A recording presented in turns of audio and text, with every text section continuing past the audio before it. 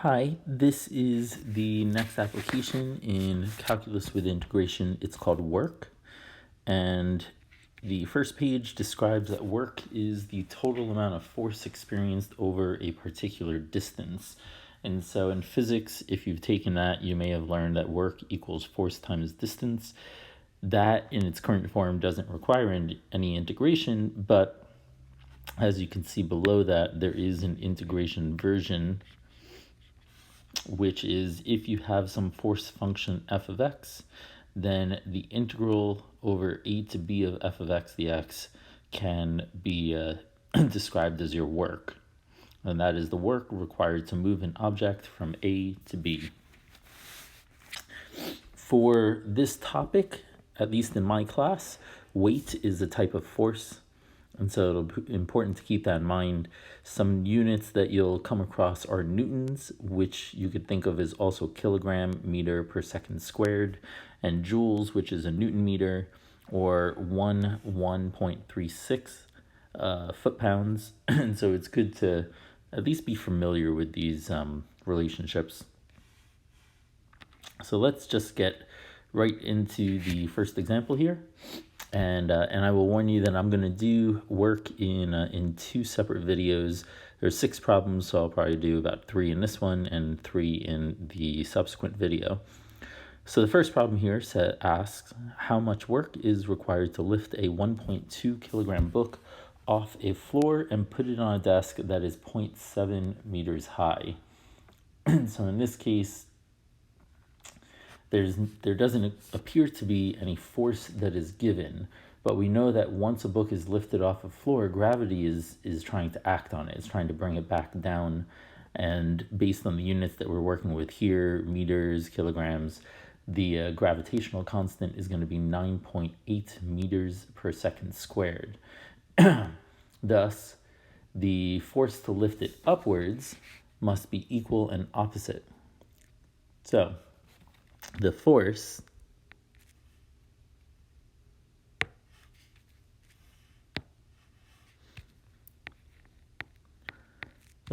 is equal to m times g. M is given as 1.2 kilograms. G is the gravitational constant of 9.8 meters per second squared. And this comes out to about 11.76. And kilogram meter per second squared is a newton, which you could always look back at the first page again, or at the start of this video, to see that relationship.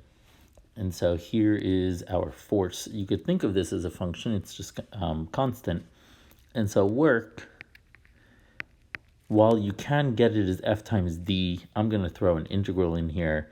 We want to know the work required to lift it from the ground, 0.0 up to 0.7 meters high. And we're integrating the force function of 11.76.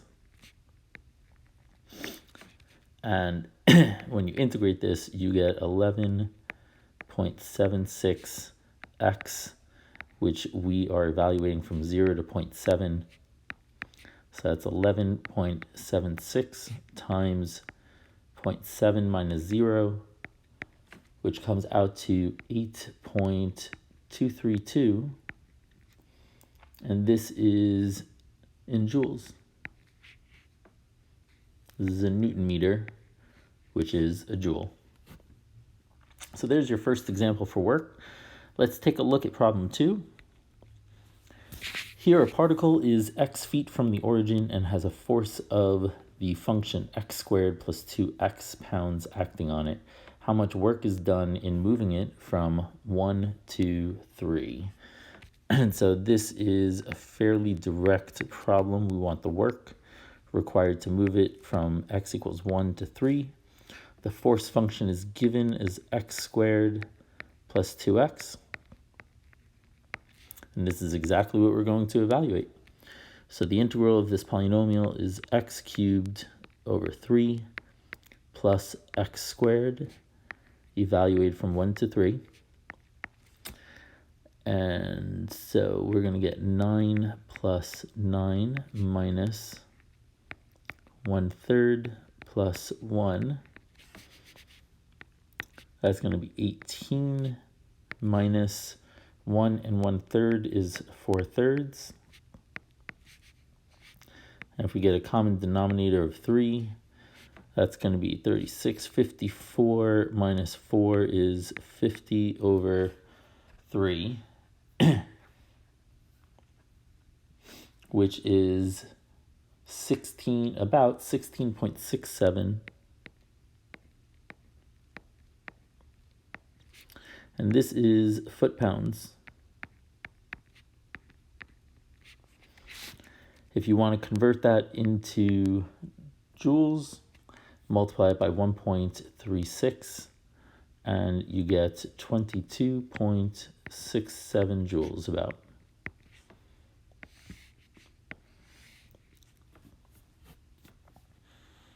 So far so good. These first two problems were fairly simple and direct. Let's take a look at the third one. Consider a spring with a natural length of 10 centimeters. A force of 40 newtons is required to hold the spring at a length of 15 centimeters. How much work is done in stretching the spring from 15 to 18 centimeters?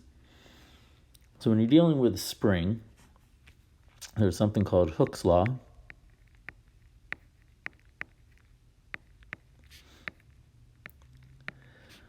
which tells us that the force for a spring is given by K times X, where K is some spring constant. So here we know the force is 40 newtons.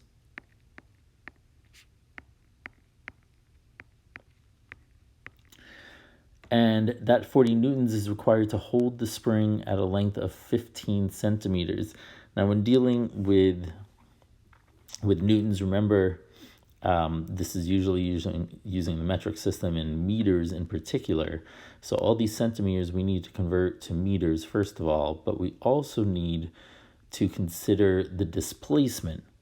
So even though it's 40 newtons to hold it at 15 centimeters, that's only 5 centimeters beyond the natural length, because the natural length is given as 10. And so these are the two values I'm looking at. So 5 centimeters is 0.05 meters. And I'll just write above it, this is 0.15 .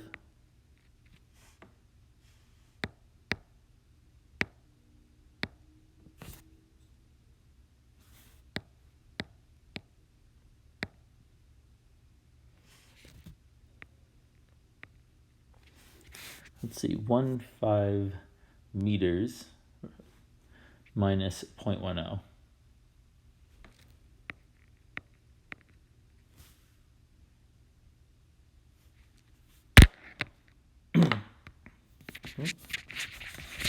So, just need to switch my pens.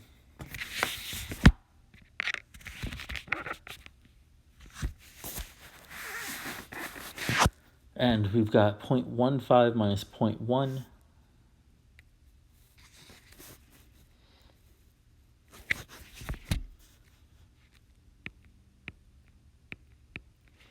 Which is where this 0.05 came from. And using this in order to solve for the spring constant, we get a constant of 800. So this 800 has the units, by the way, of kilograms per second squared.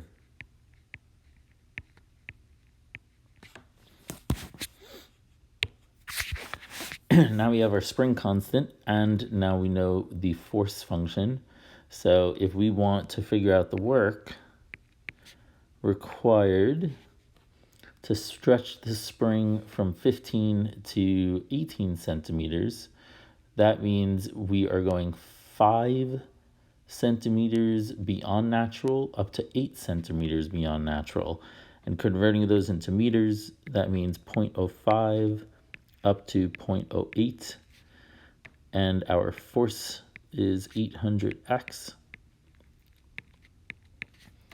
which is 400x squared, evaluated from 0.05 to 0.08.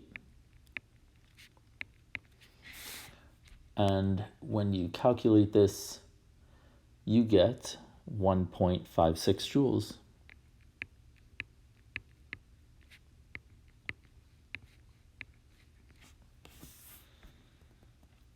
That is the brief introduction into work. We are going to tackle the next three in the subsequent video.